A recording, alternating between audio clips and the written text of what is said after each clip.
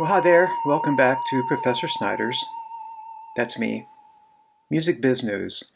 Okay, so you composers out there, would you like to continue to compose as you decompose? In other words, after you die. Imagine a time when a posthumous release of an artist's music, say like Michael Jackson, isn't music that was recorded before the artist passed away, but rather new compositions after the artist passes away. Revivification, based on the word revive, is the process of using stem cell research to create mini brains with a neural interface that consists of a set of electrodes that not only transmit activity inside the brain, but also feeds sound back to the brain from the environment using microphones. So it sort of creates a feedback loop. This results in stimulating the electrodes, and the electrodes then are able to create sound.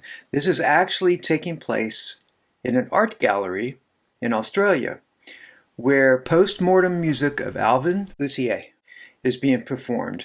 If you've never heard of him, was an avant-garde composer along the lines of John Cage and George Antheil, Stockhausen, Pierre Schaeffer, composers like that who tended to be on the very extremes of sonic composition, sonic exploration, if you will. Before the artist passed away, he began to collaborate with the revivification team, and he consented to provide blood cells for the project. These cells were programmed into stem cells by scientists at Harvard, eventually developing into three-dimensional organoids that replicate certain functionalities of the human brain. And here is the picture of the actual organoid that was created from the blood cells. And in the gallery in Australia, these organoids created music by using electrical impulses to strike brass metal plates arranged throughout the installation. And here's a picture of what that looks like. The organoid generates signals that creates pulses, which then resonate through the plates, producing intricate sustained sounds that fill the gallery space.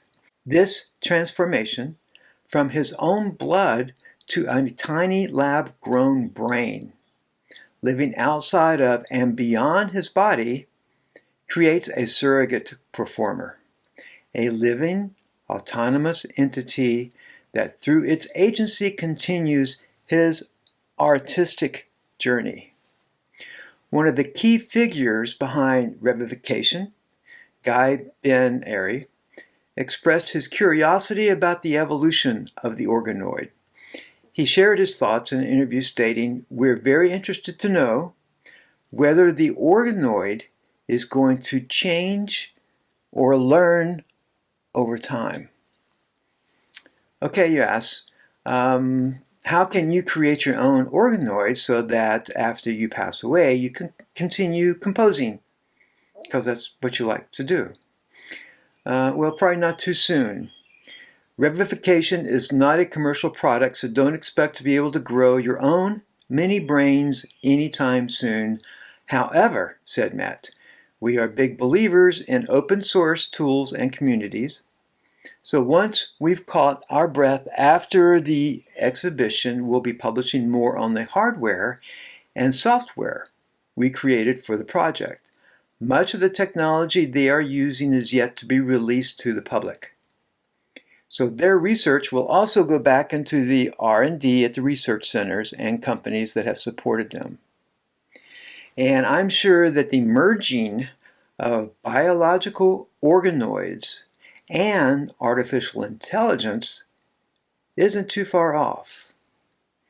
And I can't wait to see how the Copyright Office deals with this. If a song is protected under copyright for the life of the composer plus 70 years, and after 70 years it would go to the public domain, what kind of copyrights would there be for organoid music from organic biological mini brains, extensions of stem cells, for composers like Michael Jackson, or say even Abby Normal? And here's to composing for an eternity. So thanks for watching. Bye.